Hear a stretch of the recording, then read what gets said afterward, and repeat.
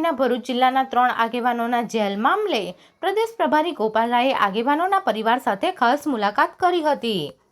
ખોટા કેસમાં આમ આદમી પાર્ટીના ધારાસભ્ય ચૈતર વસાવા અને જિલ્લા પંચાયત સભ્ય રજની વસાવા, ભરૂચ જિલ્લા પ્રમુખ પિયુષ પટેલ સહિતના આગેવાનોને જેલમાં મોકલવા મુદ્દે ગુજરાત પ્રદેશ પ્રભારી ગોપાલ રાયે આગેવાનોના પરિવાર સાથે મુલાકાત કરી હતી। આ દુઃખની ઘડીમાં આમ આદમી પાર્ટીના ગુજરાત પ્રદેશ પ્રભારી ગોપાલ રાયજી આજે વાલિયાના ચમારિયા ગામના બિરસા મુંડા ફાર્મ હાઉસ ખાતે ચૂંટાયેલા સભ્યો, હોદ્દેદારો અને કાર્યકરો સાથે બેઠક યોજી હતી અને ખોટા કેસમાં જેલમાં મોકલેલ આગેવાનોના મામલે ચર્ચા કરી હતી અને પાર્ટીના આગેવાનો સાથે હોવા સાથે વહેલી તકે તેઓને મુક્ત નહીં કરવામાં આવે તો કલેક્ટરને આવેદનપત્ર પાઠવવાની તૈયારી બતાવી હતી।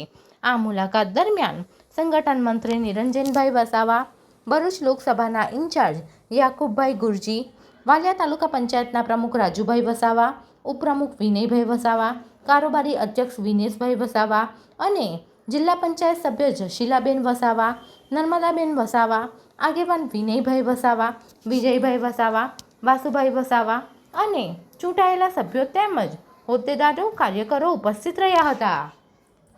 भरूच लोकसभा के अंदर आम आदमी पार्टी 2027 विधानसभा चुनाव के लिए संगठन विस्तार का अभियान चला रही है।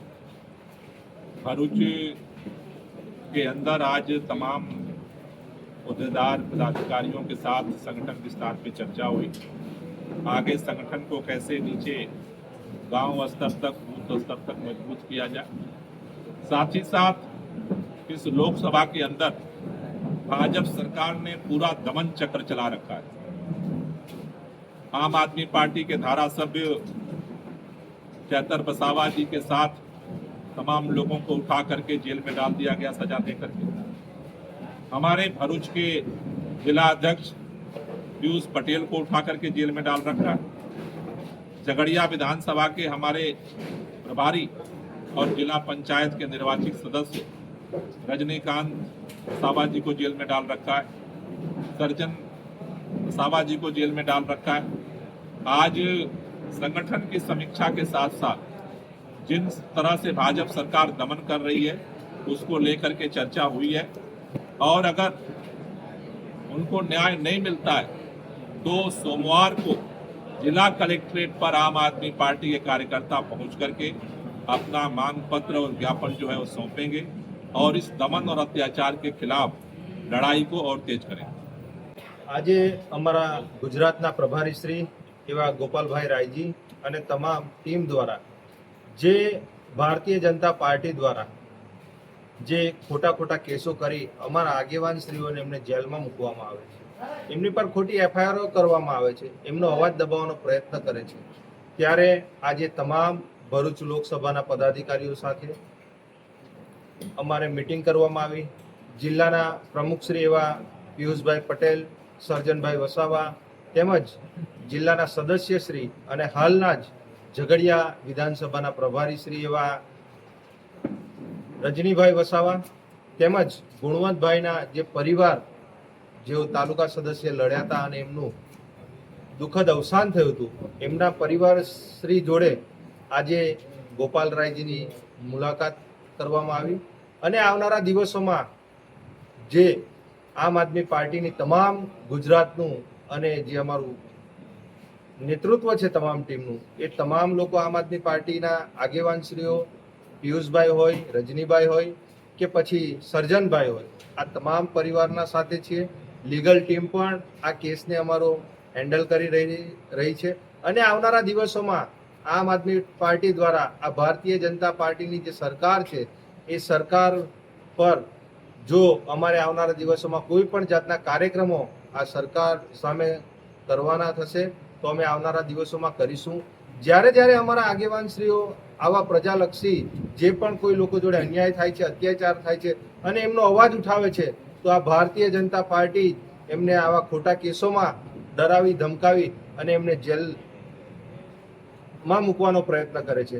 પણ આજે ચૈતરભાઈના નેતૃત્વમાં અમે વાલિયા તાલુકા પંચાયત પણ બનાવી છે। ઝઘડિયામાં પણ અમે ઘણી સીટો તાલુકા પંચાયત અને જિલ્લા પંચાયતની લાવ્યા છે. સાથે સાથે નર્મદા જિલ્લા પંચાયત બનાવી છે અને ઉમરગામથી અંબાજીમાં 500 સીટોની જવાબદારી ચૈતરભાઈ વસાવાની હતી.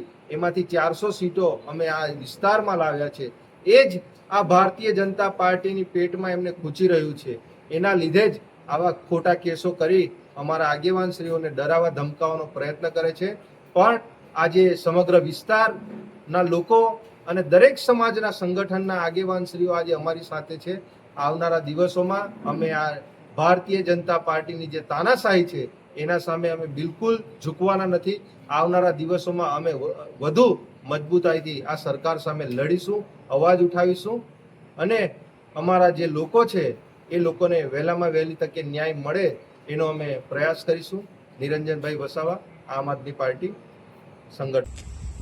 આજ રોજ બિરસા મુંડા ફાર્મ હાઉસ પર ગુજરાત રાજ્યના પ્રભારી ગોપાલરાયજી આવ્યા હતા અને એમની સાથે ત્રણેય તાલુકાના લોકોએ મિટિંગ કરી અને આ જે આપણા આગેવાનોને જેલમાં પૂરવામાં આવ્યા છે એ બાબતની ચર્ચા થઈ.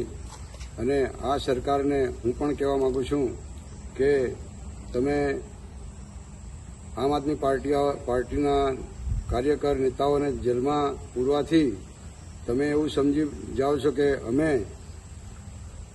કંઈ અમારી પાર્ટીને સારું નેતૃત્વ આપીશું અને સારી મહેનતથી અમે જીતીશું. પણ તમારો હવે પતન થઈ રહેલું છે.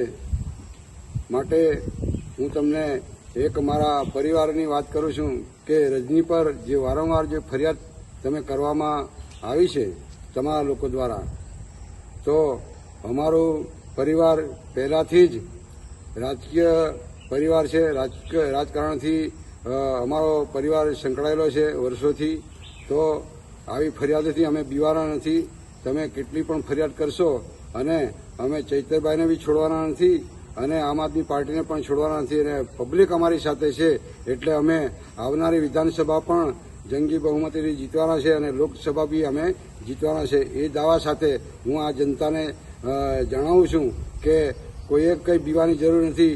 ફરિયાદો થતી રહેશે અને આપણે લડીને જીતતા રહીશું એવો સંદેશો હું આમ જનતાને આપવા માંગુ છું.